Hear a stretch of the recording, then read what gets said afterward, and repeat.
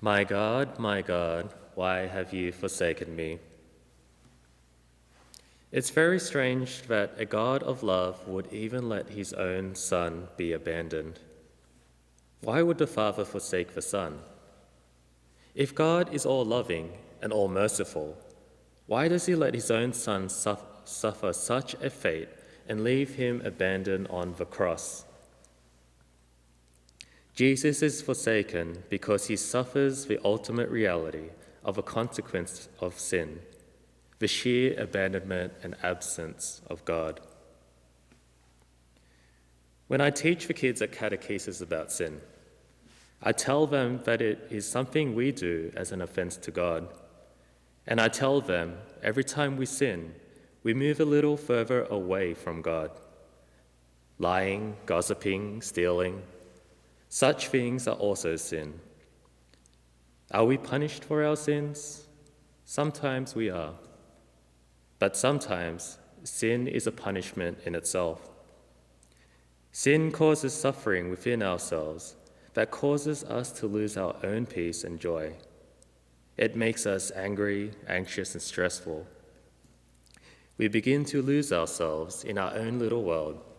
It becomes a mess, and we sometimes wonder, where is God in my life? And then I go to tell the kids that Jesus died on the cross for the forgiveness of sins, that God so loved the world that he sent his only Son to take upon himself the sin of the world, sins from the past, present, and all time.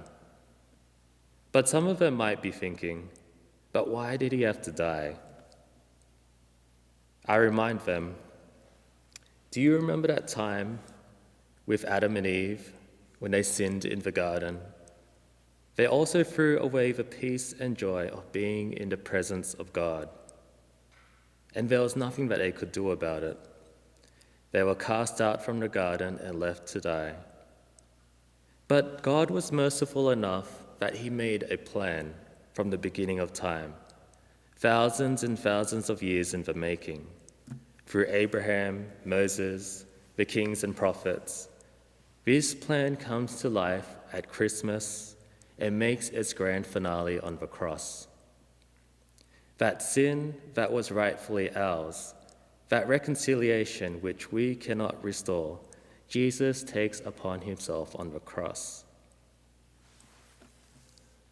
When humankind was cast out and abandoned, they were rightfully abandoned to death in the desert. But God was merciful enough to have his Son take our place. When Jesus cries out, my God, why have you forsaken me? It is because he is suffering the ultimate pain and absence of the consequence of sin. If sin causes us to be separated from God and makes us lose our peace from the presence of God, but it is not something that we can give back to him on our own, then our only options are death or a redeemer. God so loved the world that he sent his only Son, whom he loved dearly, to restore us to himself, that peace which the world cannot offer. He takes a place that should have been ours and puts to death a death which we could have never recovered from.